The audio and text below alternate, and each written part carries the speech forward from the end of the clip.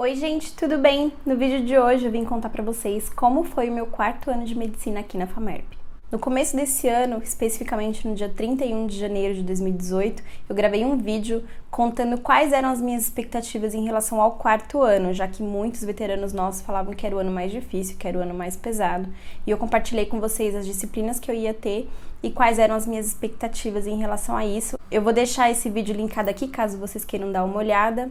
Lá eu contei que eu estava bastante ansiosa em relação ao quarto ano e que eu achava que não ia ser tão pesado assim, que eu ia tentar priorizar, né, minha saúde física, minha saúde mental. Pois bem, hoje eu vim contar a verdade pra vocês, já que eu consegui passar por esse ano inteiro. E sim, os veteranos estavam completamente certos, realmente foi o ano mais difícil, foi o ano mais pesado, foi o ano mais puxado. Foi um ano com bastante matérias, bastante mesmo. No vídeo que eu gravei das expectativas eu falo exatamente quais são as disciplinas que a gente tem no quarto ano. Foi muito exaustivo, de verdade. Tive alguns momentos de achar que eu não ia dar conta, pra vocês terem uma noção. É uma carga horária muito pesada, porque a gente tem aula teórica, aí a gente tem estágio, e aí a gente tem que estudar para as provas das aulas teóricas, mas também tem que estudar para o estágio. E o estágio é muito mais legal porque você tá vendo ali na prática, né? As pessoas normalmente costumam se confundir quando eu falo estágio. Quero deixar bem claro aqui também que os estágios eles não são remunerados, tá? Eles são aulas práticas, é que a gente chama de estágio, mas acho que o termo mais correto seriam aulas práticas. Que é quando a gente tá ali com o professor, que a gente tem aula no hospital, a gente vai visitar paciente, a gente vai na beira do leito, então isso torna o aprendizado muito mais dinâmico, porque a gente tá vendo ali na nossa frente, né, alguns sintomas clínicos e a gente consegue conversar com o paciente, né, então fica muito mais dinâmico. As aulas teóricas são aquelas coisas maçantes, né, de você ficar sentado na sala de aula durante 50 minutos, 2 aulas seguidas, então bota aí 1h30 com o professor falando, e você só ali assistindo e tentando absorver e fazendo anotações de aula, então acaba ficando muito cansativo.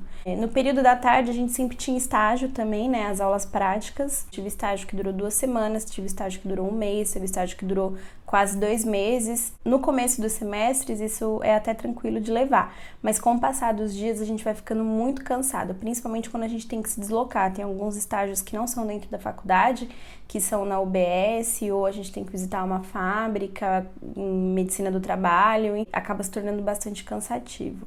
O estágio que eu mais gostei durante esse ano foi o estágio de pediatria e puericultura, numa UBS que tem aqui perto.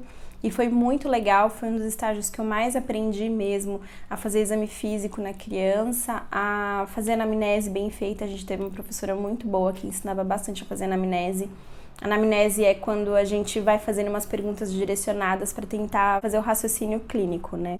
E esse foi justamente o meu primeiro estágio do ano, né? Então eu comecei de uma forma muito legal, muito proveitosa, e depois eu fui ficando um pouco desanimada porque os estágios seguintes não eram tão bons. O estágio de ginecologia e obstetrícia eu não gostei nem um pouco. Foi um estágio só teórico, a gente tinha aula no hospital, mas a gente teve contato zero com o paciente, então eram aulas teóricas dentro do hospital. Acho que foi o momento que eu tive mais dificuldade, assim, eu realmente não tinha vontade de ir pra aula, não estava achando legal estudar aquele conteúdo, foi bem cansativo. Foi exatamente nessa época que eu comecei a fazer terapia também. Isso foi, assim, acho que a melhor estratégia que eu pude ter para aguentar o quarto ano foi priorizar minha saúde mental, então eu comecei a fazer terapia com uma psicóloga formada em terapia cognitivo-comportamental, e foi muito bom porque ela me ajudou a controlar melhor minhas crises de ansiedade, que aliás foram várias durante o ano. A gente tinha provas a cada um mês e meio mais ou menos, que pegavam todas as disciplinas teóricas que não tinham absolutamente nada a ver com os estágios que a gente estava tendo. Então, além da gente ter que estudar para os estágios, tinha que estudar para essa prova teórica. E quem me acompanhou lá no Instagram via que era uma semana que eu ficava sumida porque consumia minha energia mental, minha energia física. E a terapia me ajudou muito nesse sentido, né? De conseguir entender o porquê de eu estar sentindo tudo aquilo e a melhor forma de controlar aquelas sensações, aqueles sentimentos de ansiedade, aquele desconforto que a gente tem, né? Tenho mantido a terapia até hoje e tem sido muito bom pra mim, pretendo continuar. Acho que pro internato também. É muito bom fazer terapia, né? Vocês sabem disso, sou suspeita pra falar, me formei em psicologia. O mais importante disso tudo é a gente conseguir se compreender o que a gente tá sentindo, né? Tentar entender por que a gente tá sentindo tudo aquilo e tentar lidar com esses sentimentos da melhor forma possível, né? Outra coisa que eu voltei a fazer foi atividade física, então em alguns momentos eu consegui priorizar a atividade física, em outros momentos não. Então, quando eu precisava estudar, tinha dias que eu realmente não fazia atividade física. Mas eu sei que a atividade física é uma válvula de escape muito bom para ansiedade também. Então, assim, do segundo semestre para cá eu consegui ser um pouco mais assídua. E na terapia, né? No primeiro semestre teve dias de eu não ir na terapia porque eu precisava ficar estudando. No segundo semestre teve dias de que eu tava desesperada porque eu precisava estudar, era dia de terapia, eu tinha vontade de cancelar, só que eu falava, não, eu vou mesmo assim, porque eu acho que eu vou voltar melhor. E era exatamente o que acontecia. Eu ia, por mais que eu ficasse aquela uma hora e meia sem estudar, eu voltava muito mais tranquila, sabe? Muito mais centrada. E aí eu conseguia estudar e aí eu conseguia render muito mais. Então acabava que meu estudo valia muito mais a pena. Não era um tempo de estudo perdido, muito pelo contrário.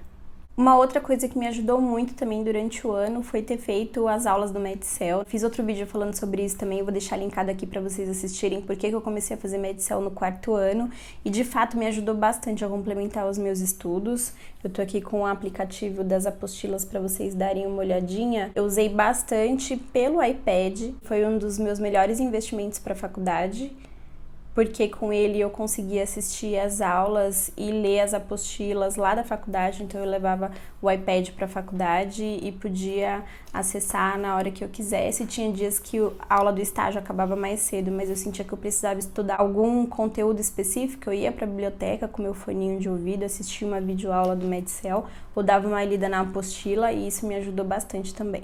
Essa é a minha última semana de férias, a gente já tá quase no dia 31 de dezembro, as aulas do internato começam no dia 2 de janeiro, então eu também tô bem ansiosa, falam que é o melhor ano, as minhas expectativas em relação ao quinto ano são as melhores possíveis, porque falam que é o ano mais legal da faculdade, que é o ano que a gente tem prática de verdade, né? A gente sai da sala de aula mesmo, a gente não tem mais aula no bloco de aulas, a gente tem só atendimento e prática e plantão e tudo aquilo que quem quer fazer medicina quer realmente fazer e sonha desde o começo da faculdade, né? São quase 4 anos desde que eu entrei na faculdade, né? Eu entrei aqui em 2015, então acho que esse é o momento mais esperado de fato e falam que é o momento que a gente mais aproveita, então eu tô bastante ansiosa e eu vou continuar contando tudo pra vocês. Se você não me segue ainda lá no Instagram, eu vou deixar todas as informações aqui embaixo pra vocês me seguirem lá, que lá eu mostro bastante meu dia a dia, tá bom? E também eu vou continuar gravando vídeo pra vocês quando eu tiver um tempinho.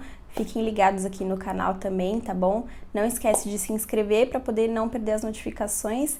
Deixa o like aqui embaixo pra mim, pra me ajudar, tá bom? Compartilha esse vídeo com seus amigos também. E a gente se vê no próximo vídeo. Um beijo. Tchau!